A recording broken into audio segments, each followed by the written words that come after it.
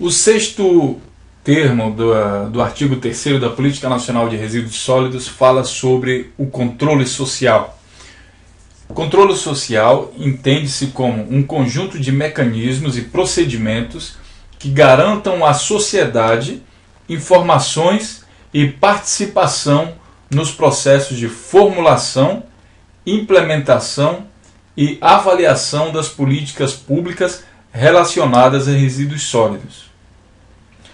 Então, isso significa que, no momento que houver alguma ação, alguma política pública que se relacione a resíduos sólidos, existe essa questão do controle social. Quando o governo fala em controle social, ele quer que essas políticas ofereçam uma possibilidade de haver um controle social, ou seja, que as pessoas saibam do que está acontecendo. E é para isso que, entre outras coisas, existem, por exemplo, as audiências públicas. Nessas audiências públicas, o elaborador do plano, ou das políticas, ou de qualquer outra medida, qualquer coisa que seja, ele vai informar a população sobre os processos, né? Vai informar, que é o que fala aqui, informar, e depois vai permitir a participação nos processos de formulação. Pode ser que uma pessoa faça uma consideração que eles não tinham pensado antes, então isso também é importante. E sites com informações sobre o setor, por exemplo, o CNIR, esse aqui até o governo federal mesmo, ele colocou à disposição. Eu já abri aqui uma outra janela, eu vou mostrar para vocês. Esse aqui é o CNIR.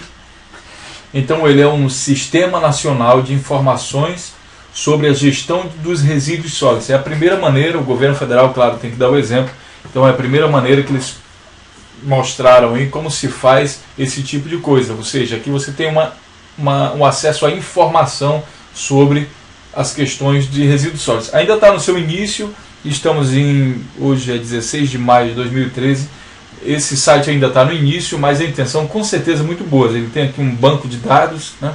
Ele fala sobre a legislação, então você vai clicando aqui e vai tendo informações sobre todos esses tópicos que o banco de dados aqui oferece. Cliquei aqui em plano nacional, aí ele mostra aqui os planos estaduais, micro-regionais, tá? Várias informações sobre todo esse material. Um outro site também que permite o controle social expondo as informações é o do saneamento básico, que é o Sistema Nacional de Informações sobre Saneamento, o SNIS, ou sei lá, SNS. Então aqui nesse site você tem informações sobre o saneamento e também aqui, ó, resíduos sólidos. Nessa parte você tem aqui mapas, água, esgoto, resíduos sólidos, bacias hidrográficas.